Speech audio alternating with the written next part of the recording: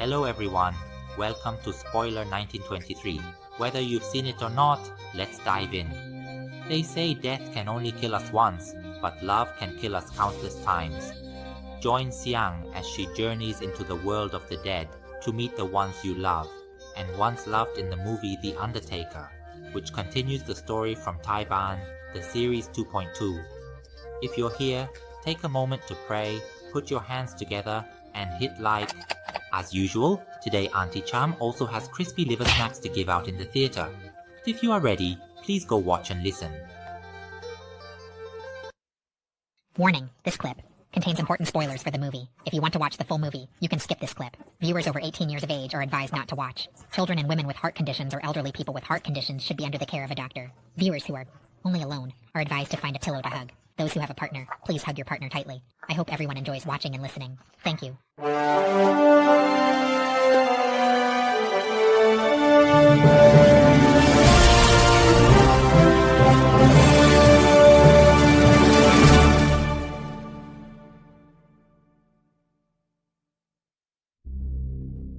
A pregnant woman ends her life. Xiang, Bai Cao's ex, is introduced. If a pregnant woman dies, the baby must be delivered and buried separately. Xiang, saddened by Bai Cao's death, leaves monkhood. The Undertaker warns of Bai Cao's restless ghost. Xiang, obsessed, visits the funeral site drunk to say goodbye. When a pregnant woman dies, the baby must be delivered before cremation. Xiang is deeply saddened by Bai Cao's death, attends her funeral, and leaves monkhood. The Undertaker warns Xiang and friends about the restless ghost. Xiang obsesses over Bai Cao, even banging on her coffin, hoping to talk to her. Sak, the Undertaker, has two sons, Jack and Jerd. Jack mentions their father's poor health and suggests he stop working, but Sak hasn't found a successor yet. Then, the scene reveals the village Undertaker, who walks in to warn Xiang and her friends, who are sitting in a circle, that the ghost of the pregnant woman is very restless. After Bai Cao's death, Xiang keeps obsessing over her and can't let go. One night, while she's drunk, she even goes to bang on Bai Cao's coffin, hoping to talk to her, because before Bai Cao died, Xiang hadn't had a chance to say anything to her. The monk returned to Sak's family, the Undertaker, with two sons, Jack and Jerd. During dinner, Jack mentioned their father's poor health and suggested he stop working. Sak replied he hadn't found a replacement. Jerd offered to help, but their father insisted he could still work alone. That night, Jerd, afraid of ghosts, heard noises and was too scared to shower, so he quickly went to bed. At He Peng's ordination, Xiang asked Bai Cao's mother about the cremation date. She said it wasn't set. Xiang wanted to find a cremation site before the throwing eggs ritual, which determines the burial spot by where an egg lands, believed to be spirit approved. Jerd helped, but their father insisted he was strong enough to work alone. That night, Jerd heard noises and skipped showering. He splashed water and went to bed. During He Peng's ordination, Xiang asked if Bai Cao's cremation day was set, but it wasn't. Xiang wanted to find a place for Bai Cao's cremation before the Aizan ritual the next day, throwing eggs to select a burial site. In this ritual, an egg is thrown to determine the burial spot. Xiang wanted to invite her as Bai Cao's ex-girlfriend with a good relationship. That night, Xiang asked Mued to help cover the place of her suffering, because tomorrow. At He Peng's ordination ceremony, Xiang asked Bai Cao's mother if the cremation day had been set yet. But the mother said not yet. Xiang wanted to find a place for Bai Cao's cremation beforehand, because tomorrow there would be an ancient Isan ritual called throwing eggs to find a burial site. In this ritual, if you throw an egg and it lands somewhere, that spot will be where they cremate or bury the body, as it is believed to be approved by the spirits and is pleasing to the deceased. Xiang invited Xiang to the ceremony. That night, Xiang asked her friends, Jarod and Mued, to help cover the place where she had suffered. While covering, Xiang noticed a nail wrapped in red cloth. Jarod, uneasy, quickly helped cover it before they rushed home. The next day, Sak led the ceremony to find Bai Cao's burial site. Bai Cao's last boyfriend apologized to her brother, unaware of her depression. When Xiang was about to plaster his wings, he noticed a nail wrapped in red cloth. Jarod, feeling strange, quickly helped plaster it back before they rushed home.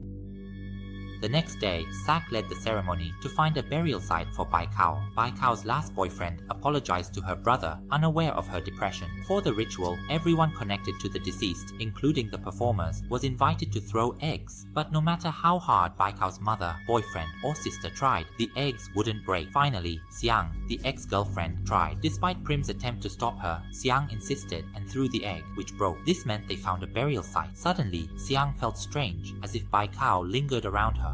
But Bai Kao's mother or sister threw, none of the eggs would break. Finally, Siang, the former girlfriend, wanted to try. Prim, Siang's girlfriend, tried to stop her. The egg broke. Siang felt odd. That afternoon, Siang asked Jarrod. Jarrod told Siang she just threw it harder, but Siang felt Bai Kao had a message. Jarrod said she was imagining things. It made Bai Kao get to the cremation site. But suddenly, Sian started to feel strange, as if Bai Kao was still circling around him. That afternoon, Siang talked to Jarrod about why her egg broke while everyone in Bai Kao's family and her boyfriend's eggs didn't. Jarrod teased her, saying she just threw it harder, which is why it broke. But Siang insisted she felt like Bai Kao had something to tell her. Jarrod then joked again, saying Siang was just imagining things and should get some rest. After that, Siang started to think about wanting to contact Bai Kao. She asked her grandmother how to see ghosts, and her grandmother told her there are several ways, including wearing a Buddha amulet backward, looking through the legs of a person, or even wearing the clothes of the deceased and using black tears to dab on her eyes. Siang tried to coax tears from the black dog, but it didn't work. That night, Siang attempted to see ghosts at Bai Kao's house. She wore Bai Kao's clothes, dabbed black dog's tears on her eyes, and closed her eyes. When she opened them, Bai Kao's aunt was in front of her. Siang ran home. That night, Siang tried every method to see ghosts in front of Bai Kao's house. She started by looking through her arms but didn't see anything. Then she decided to wear the clothes of the deceased, which were Bai Kao's clothes. But the way Siang looked in them made her resemble a homeless, down-and-out pretty girl. After that, she used the black dog's tears to dab on her eyes, thinking of Bai Kao, and then closed her eyes. And when that voice opened his eyes, he was almost shocked when he saw Bai Kao's aunt standing in front of him. When he saw that voice, he made an excuse by saying that he just wanted to return Bai Kao's clothes, before withdrawing and handing them to his aunt and then running back home.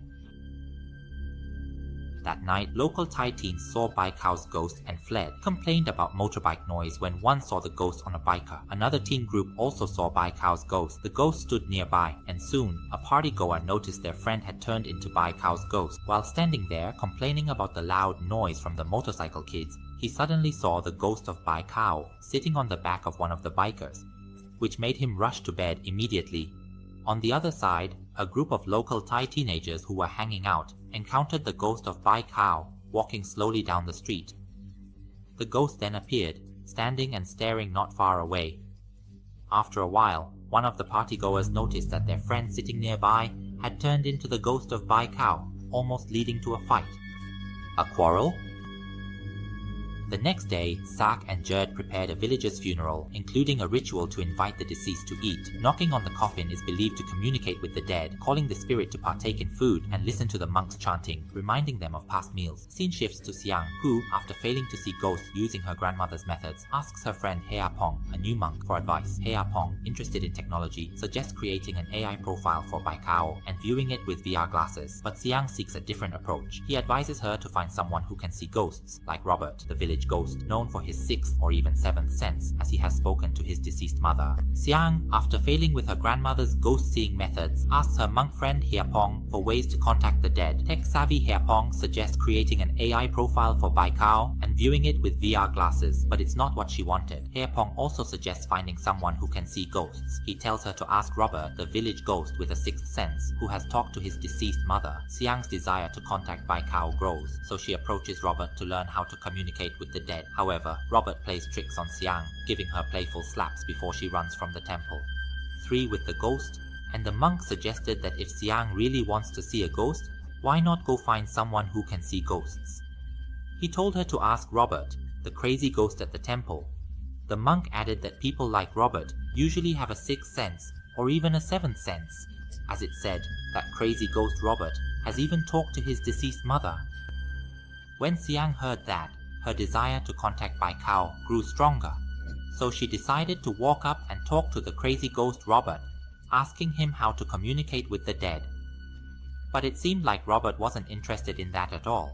He just wanted to mess with Xiang, playfully slapping her on the head 3 or 4 times before she ran away from the temple.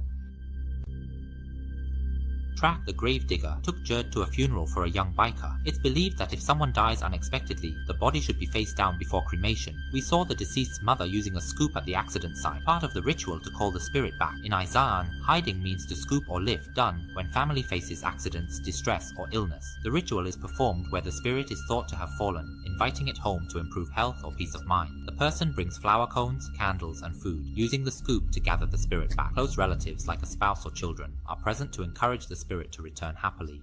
When a family member has an accident or falls ill, they perform a ritual at the site to invite the spirit back home. This is thought to help improve health. The person conducting the ritual will bring flower cones, candles, and food offerings. It's also important to bring close relatives, like the spouse or children. That night, the villagers continue to see the rice ghost appearing frequently. This will make the sickness or mental illness better or return to normal. The person performing the ceremony will place a flower cone, candle, and food cone and walk around scooping up the spirit in that area while speaking to invite the spirit to return home. Another important thing is to bring 3 close relatives, the wife or children of the person we called the spirit with. The spirit will then be happy and hurry back when it sees relatives calling it. That night, villagers saw the rice ghost. It haunted a woman. Failing to communicate with the ghost, he turned to grave digging. He asked Jerd about his father, the grave digger. Sak fell at a funeral and needed a wheelchair. Jerd learned from Jack that their father had stage 3 cancer. Jack said he refused medical help for 2 years, relying on traditional remedies. After failing to communicate with ghosts, he turned to grave digging, believing it would bring him closer to the dead. He asked Jerd about his father, the grave digger, hoping to see a ghost, and idolizing Sak. Unfortunately, Sak, in poor health, fell at a funeral and injured his leg, needing a wheelchair. At the health center, Jerd learned from Jack that their father had stage 3 cancer and refused medical treatment for 2 years, relying on traditional remedies. On the 3rd day, Sak asked a friend to become a grave digger, but he declined to stay with family. Sak continued performing funeral rites in a wheelchair, facing challenges and accidents. At the funeral, Sak fell off a ladder, twisted his leg, and needed a wheelchair. At the health center, Jerd learned from Jack about their father's stage 3 cancer. Jerd asked why no doctor. Jack said father refused medical help for 2 years. On the 3rd day, Sak asked a friend to be a grave digger, but he declined. Sak used a wheelchair for funeral rites, leading to accidents. Jerd asked Sak about spirit possession, wanting to possess the rice ghost. Sak warned a ritual was needed to bind the spirit of a ghost that died unexpectedly. Jerd wanted Sak to release the rice ghost, but Sak refused, citing danger.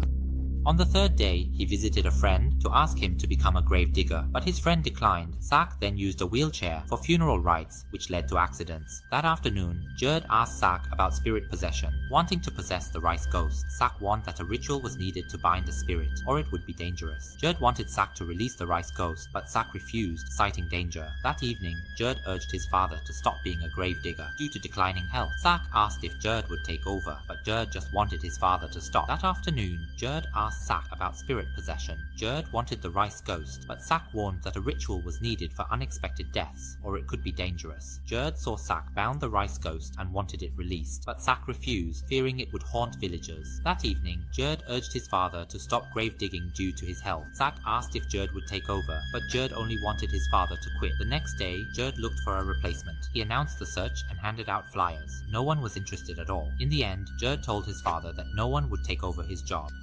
And if the binding is removed, there's a fear that the rice ghost will come out and haunt the villagers.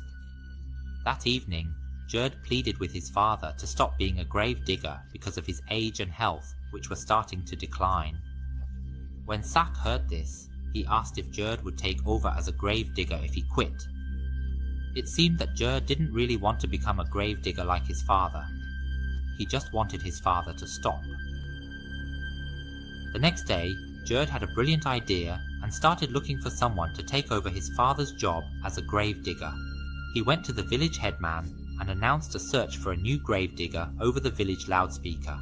Then, He went out handing out flyers and asking villagers or anyone he knew if they would be willing to take his father's place. But it seemed like no one in the village was interested at all. In the end, Gerd went back to tell his father that no one would be taking over his job, but he wasn't brave enough to do it alone. Then Gerd tried astral projecting with Prim beside him. When Sak met Siang, he asked if Siang still wanted to meet the rice ghost. Siang turned to look at Gerd, looking like he chose a grave-digging partner. Sak then said Siang must be Gerd's partner to meet the rice ghost. Sak taught Gerd and Siang grave-digging. The rice ghost appeared, scaring villagers. Sak taught Siang astral projection as promised. Sak explained astral projection is real spirit travel, like dreaming. He warned of Robert, a ghost who failed to return his spirit after visiting his mother. Before the method to meet the rice ghost, Siang agreed to become a grave digger. First, Sak taught Gerd and Siang how to be a grave digger. Meanwhile, the rice ghost kept appearing for the villagers to see, causing them to become increasingly frightened. On the other side, Sak started teaching Siang how to astral project, as promised. He explained that astral projection is when we take our spirit to travel anywhere, similar to dreaming, but it happens for real. He even gave an example of a ghost named Robert, who once astral projected to visit his deceased mother. Robert became a ghost because he couldn't bring his spirit back in time, and Sak warned that it was very dangerous. But upon hearing that, Siang talked about actually playing with ghosts and seemed to not believe what Sak was warning him about. That night, the lesson on being a gravedigger continued. During this time, Sak handed Siang a piece of paper and told him it was the method for astral projection. That same night, around midnight, Siang called Jorod to help him with the astral projection ritual. He told Jorod that if he projected his spirit and started at the designated spot near the sword, he needed to be careful because if he couldn't return, Siang would be stuck in the dream world forever. When Jorod heard this, he thought Siang was crazy, but he was still willing to help. Then, Siang performed the astral projection ritual and closed his eyes. His spirit began to see images from the past with the rice ghost, and his spirit traveled to different places. During this time, he remembered what Sak had told him about the conditions of astral projection, which involved choosing between three realms, the spirit world, the realm of death, and the real world. But right now, Siang was confused about which world he was in. Suddenly, his spirit body fell into the water, and it seemed to cause his spirit to die before it led him through the realm of death to the spirit world. After a while, his spirit took him to a place that looked like a field filled with glowing flowers, and he could see someone standing with their back to him in the distance. However, at that moment, the light he had lit was about to go out. When Teacher Rod saw this, he tried to wake Siang by shaking him, which brought Siang's spirit back. He jolted awake, and as soon as he did, he tried to tell Teacher Rod that he could really astral project. But Teacher Rod just thought Siang was dreaming. After Siang thought it worked, he went to get help from an animal to perform the spirit possession ritual again. This time, he wanted to reach Bai Kao quickly, because the last time his spirit met her, he didn't even get a chance to talk before it ended. But this time, Sak brought him to perform the ritual at Bai Kao's burial site, which made it easier and faster for his spirit to go to where she was. Siang then met Bai Kao, who was sitting on the roof of the house. He climbed up the ladder to talk to her and asked if she was doing well. Bai Kao replied she was fine and apologized for not visiting him. She then asked Siang why he had come to find her. Siang told her that he missed her, felt guilty, and wanted to apologize, saying that if he had decided to continue studying with her back then, things might have been different. He added that if he had done that, she wouldn't have had to encounter that awful guy and wouldn't have had to take her own life. However, Bai Kao said it was pointless because they didn't love each other anymore. Siang stubbornly insisted that he didn't believe that before he heard some kind of signal that seemed to tell him it was time to return to his body. If she still doesn't stop, then she won't have to meet that kind of man and end up killing herself like this. The voice said that he still has many things that he hasn't done to her. Bai Kao said that it's no use, because we aren't in love, but Siang still insisted that he didn't believe that. Just then, he heard a signal that signaled him to return to his body. He said, "Next time, I'll invite you to the waterfall." Siang woke up. The possession let him talk to Bai Kao, making him happy and grateful. Fearing mistakes, Siang invited a monk and herb to help. Before leaving, he asked if she remembered their trip promise. Bai Kao smiled before Xiang woke up. The next day, Jerd and Xiang had to take on the role of funeral directors again, and this time they had to do it themselves. However, due to their fear of making mistakes, Xiang sought help by inviting a monk friend and a senior named Herb to assist them. But it seemed that the help they chose was almost useless and even seemed to make the ceremony worse, as the deceased this time were all Christians, so they had to switch to a priest to conduct the Christian funeral instead. Then in the next event, the sound came to organize a funeral for a dog, which seemed to be even grander than a human funeral because it looked luxurious. The dog barked, truly living up to its name. That night, Fra Pom and Fra Don waited for the ghost of Bai Kao, and Herb also encountered her ghost haunting him. The next day, the village headman organized a village meeting regarding the people who had been haunted by Bai Kao's ghost. They decided that Bai Kao's body should be cremated as soon as possible. During that time, a curfew was announced, requiring villagers to stay indoors at night to avoid being haunted by Bai Kao's ghost. Xiang managed remains of all. One evening, he asked Sak to help with the spirit ritual again. He brought a float. Xiang knew how to reach Bai Kao quickly. In the spirit world, he found her at the waterfall, as he envisioned. Xiang could experiment and learn. That evening, Xiang asked Sak to help with the ritual again. He brought a float and told Sak he would take Bai Kao to the waterfall. Bai Kao saw Xiang happy and said he would still be with her. Before the ritual, Xiang knew how to reach Bai Kao quickly. In the spirit world, he found Bai Kao at the waterfall as envisioned. Xiang felt overwhelming happiness, but Bai Kao disappeared before he returned. Soon after, with his experience, he showed his father he could be a funeral director, making his father proud. Before starting the ritual by astral projection this time, Sound already knew what he had to do to quickly find Bai Kao. When Sound astral projection came out, he met Bai Kao at the waterfall as he had dreamed. Xiang felt overwhelming happiness. Bai Kao vanished. With experience, he showed his father he could take on the role himself. Sak hid his terminal cancer from Xiang. Sak collapsed. Jerd asked his father to take him to the hospital, but Sak's condition worsened.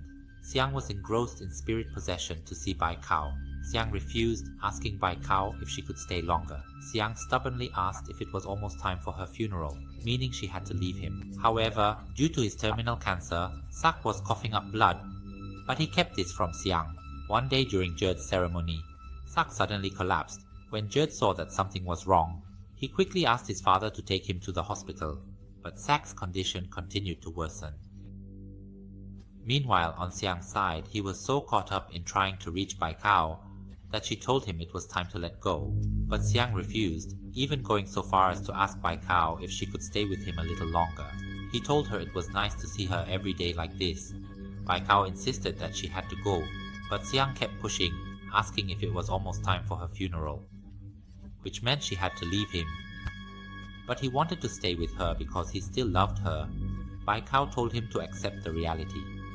Xiang said he accepted the truth that she was gone and that she didn't love him anymore, but he just wanted to ask her for one thing. Could she not leave him? But then Bai Kao didn't say anything more, and started to walk away.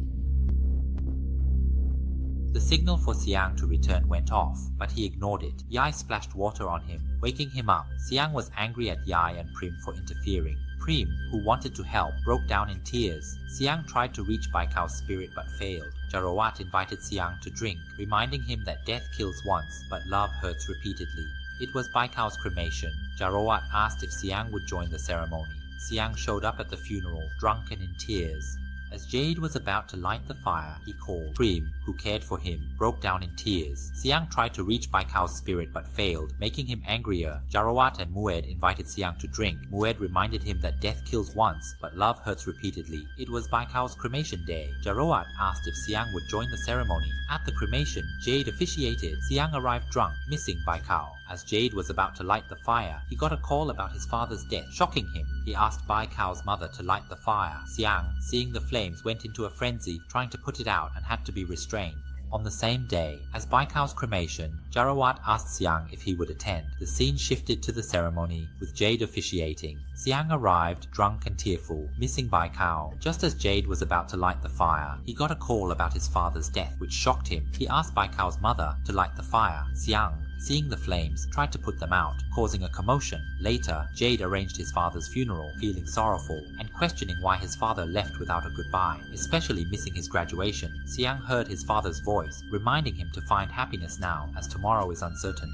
Siang was shocked by his father's death. He asked Baikau's mother to light the coffin fire. Seeing the flames, Siang tried to put them out, needing help. Jade arranged his father's funeral, questioning his father's sudden departure. Siang heard his father's voice, reassuring him to cherish the present. At the funeral, a drunk Siang told Jade his father had died too, questioning why Jade hadn't helped contact his spirit. Jade, shaking his head, said his father was gone, but Siang persisted.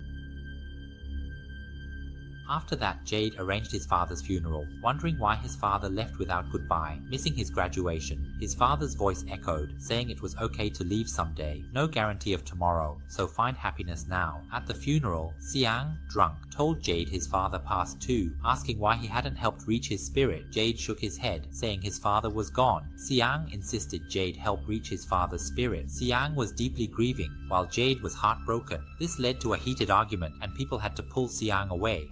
At Jade's father's funeral, Siang arrived drunk, telling Jade his father died too, asking how to contact his spirit. Jade said his father was gone, so what could he do? Siang insisted Jade help contact his father's spirit. Siang seemed deeply grieving, while Jade was heartbroken over his father's passing. This led to a heated argument, and people at the funeral had to pull Siang away. When friends brought Siang home, his grandmother asked where he'd been, worried he hadn't eaten, and almost cried. She tied a protective bracelet on his wrist, and Siang kept crying. His grandmother offered grilled rice, and Siang realized people loved him, like his grandmother, and Pin was always there too. It seemed like both of them were so grief-stricken that they couldn't think straight. Jarod was still heartbroken over his father's death, and Siang kept asking him to help with reaching out to spirits, which led to them getting into a fight. Eventually, people at the funeral had to step in and pull Siang away.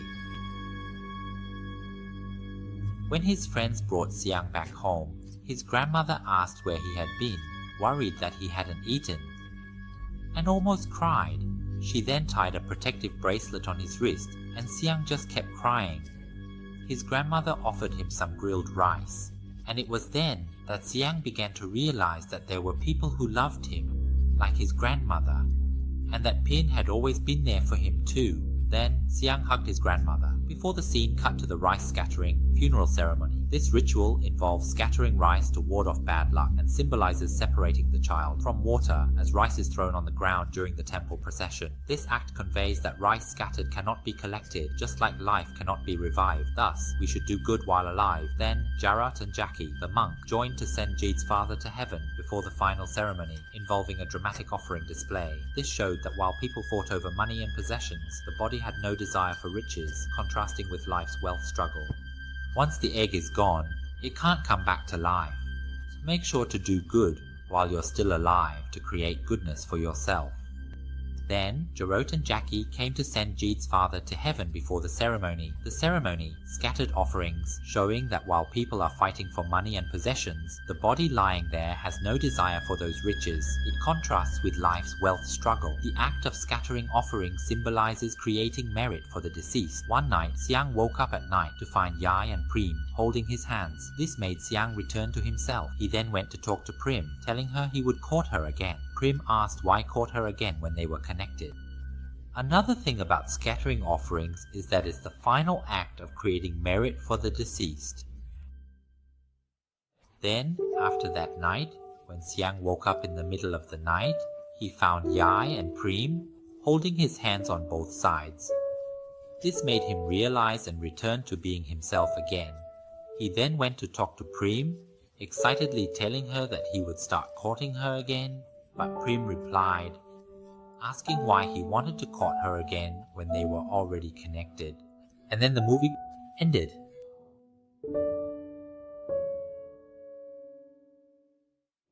How is it? From The Undertaker. For me, I think it's a movie that has all the flavors, whether it's a sad, lonely, or funny Friday. It's all very well done. What do you guys think? Don't forget to comment and talk to each other. We can get used to missing love, but missing food, that's a different story. Spoiler alert for 1993. Well, I have to take my leave now. See you in the next video. For today, goodbye.